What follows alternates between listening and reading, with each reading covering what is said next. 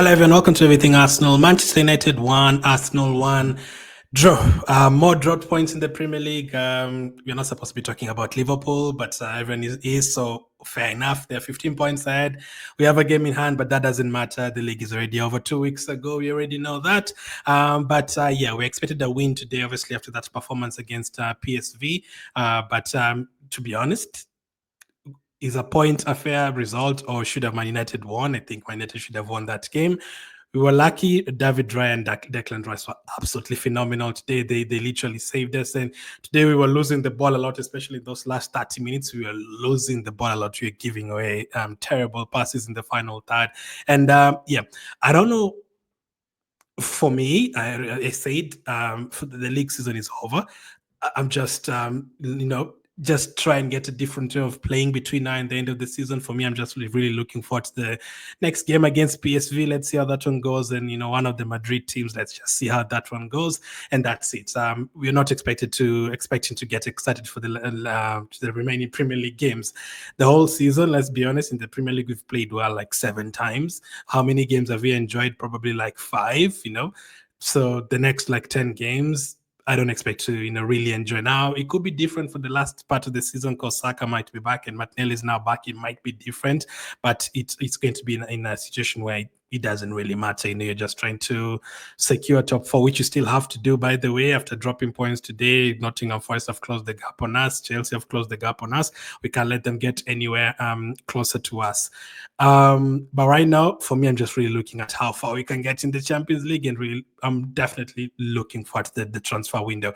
For me, I was even on the morning of the PSV game, I was excited because it's a different competition and all that. But today, ahead of a Man United game, which you should really be excited for, I was just like, whatever. Let's just see how it goes.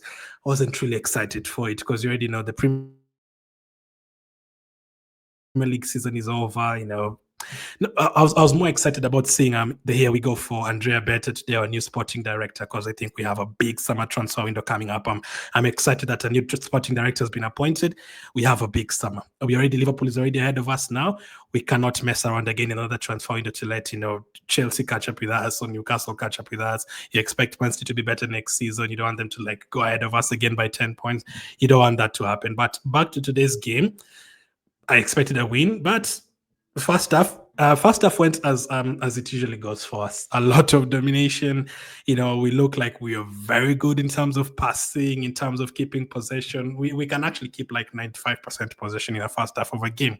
But once again, we struggle to break down low blocks. Now, that is 2 things that we, of course, apart from signing a striker and scoring goals next season, there's 2 things we genuinely need to do for next season. Number 1, we need to that thing of breaking low blocks. We have to find a way. We struggle on that for 2 seasons now. Last season, we could not break down Fulham away from home. We could not break down West Ham at home. To this season, West Ham again, same opponents, West Ham, Fulham, Everton. We can't break down those teams. And Man United as well this season. Remember, at home, you had to score 2 corners to beat them 2-0. And today, we had a lot of possession.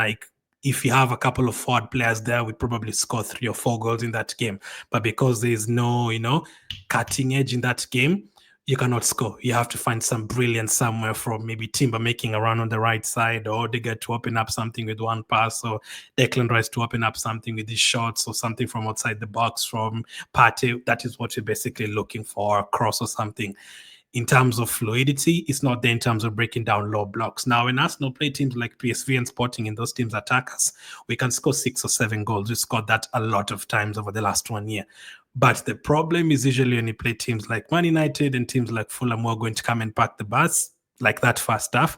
That should have been 2-0 that first half and game is over. But we struggle to do that because of many different reasons, whether it's maybe you need to switch Odegaard to the left side next season, maybe you need to add another number 10, maybe definitely we need another winger, definitely need a striker, all that. I have no problem with Luis Skelly or Calafrio coming into midfield, no problem with basically our defense and midfield I have no problem with.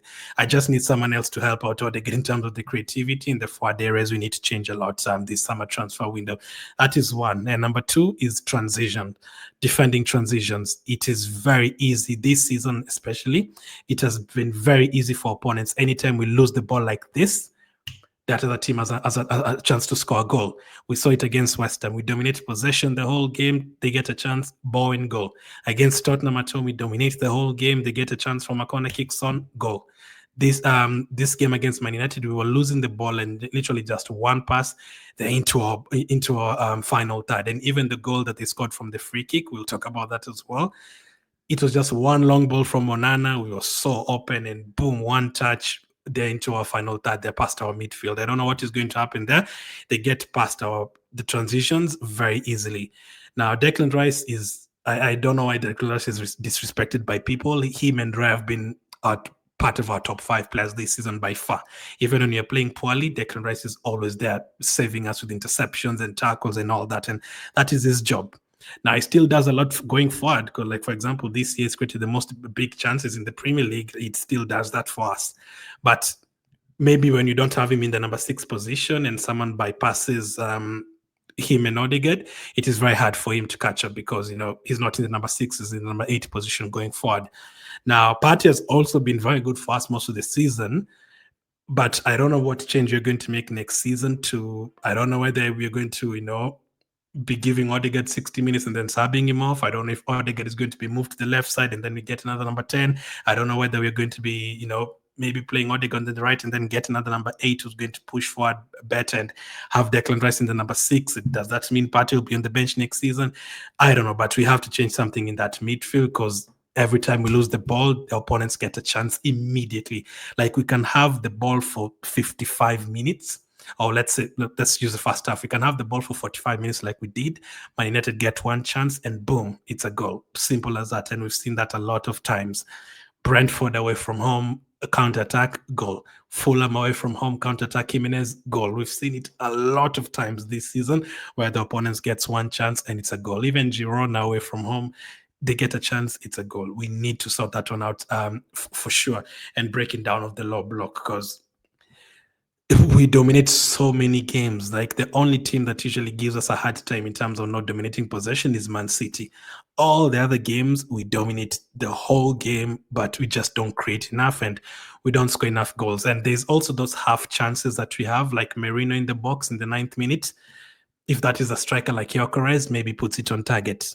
Margins. That's how it is when you want to win league titles and you have to get to 90 points to compete with Man City and Liverpool. Margins, tight margins. It's all and good when you say, okay, oh, so close, oh, so close again, oh, so close again. But you never striker there, they have to score that. They have to score that, or at least put it on target. There's also that one in the second half where Tini made a run on the left and then crossed the ball, and then Trossard hit it with his left foot, and then he just went off target.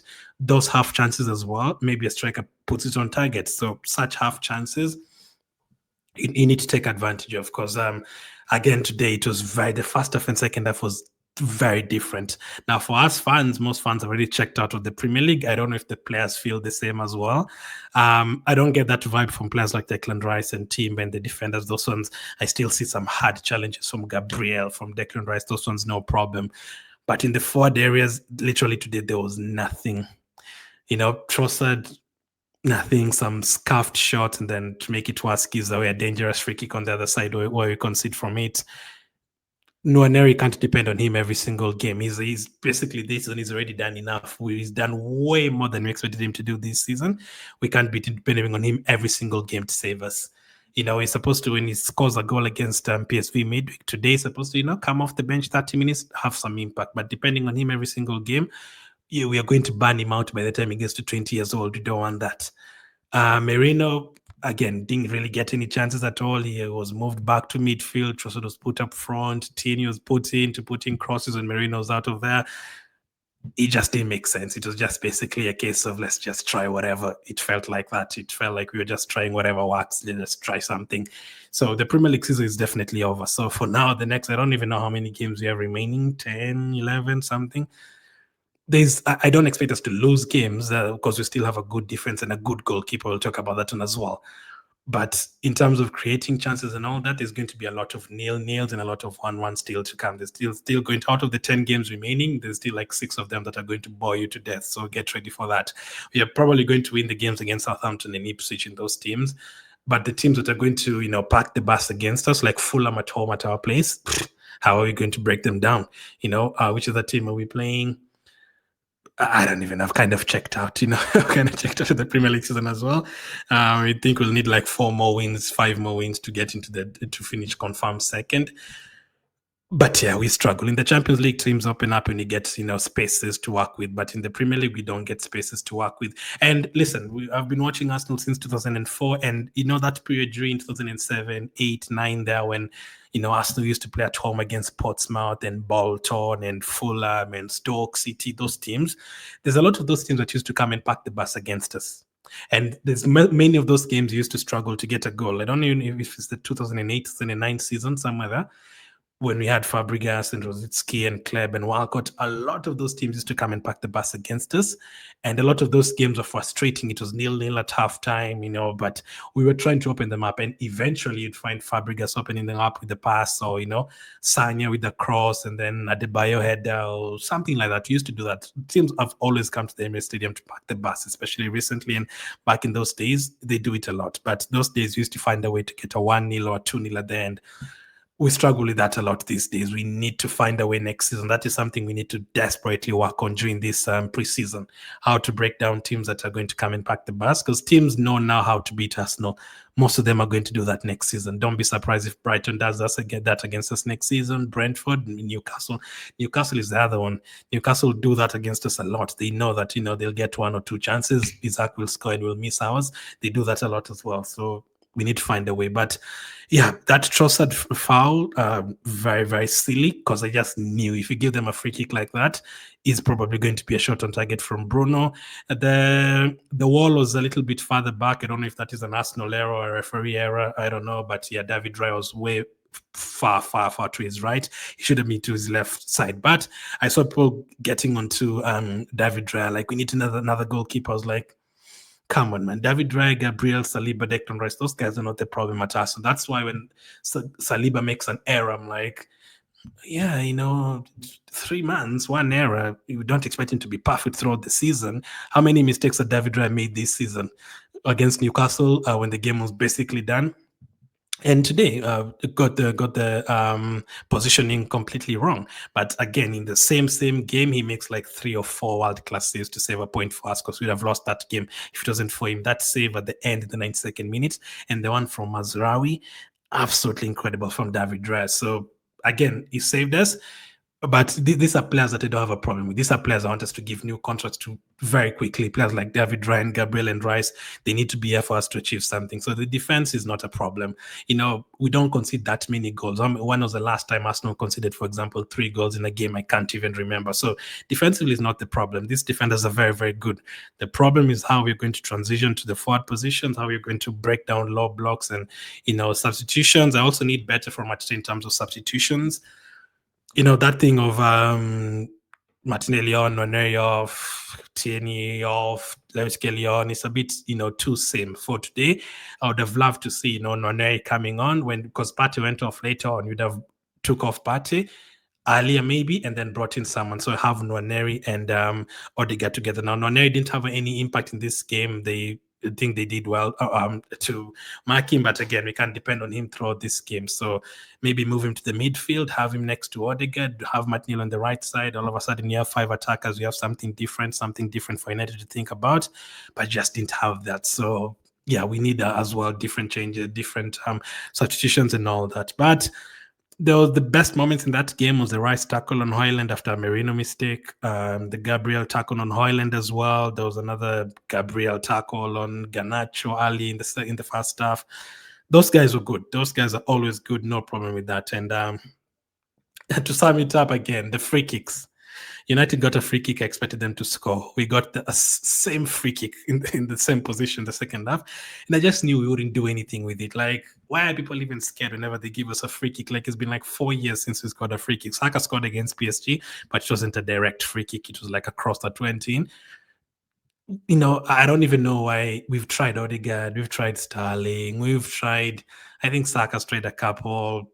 I don't know why Rice has never tried. Rice should try those free kicks because it's a waste of time whenever we get free kicks there. We are never expecting even to put it on target. It always hits the wall for some reason. But yeah, that was a bit funny to me in the second half because I just knew we weren't going to do anything in the second half.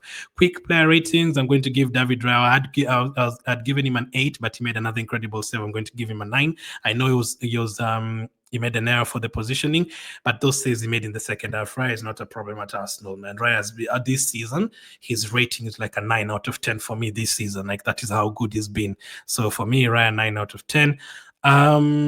Gabriel made some incredible challenges today as well. So I'm going to give him an 8 out of 10. Superb, absolutely superb from him again. Again, not our problem at all. Saliba gets a 7 out of 10 for today. Timber, I was trying to give him an 8 because I had given him a 7, but I'm going to give Timber an 8 because he got the assist for the goal. Beautiful work from him. 8 out of 10. Calafiori wasn't lively today at all. And again, the long ball from Onana, it was headed by someone. Calafiori was supposed to be marking him, and it led to the free kick. So 6 out of 10 for Calafiori. Calafiori is, I don't know again what you're going to do with Calafiori because he's a centre back, he's not a left back. He's been very good going forward this season. So I don't know if that is what you're going to do with him next season, use him more in the forward positions.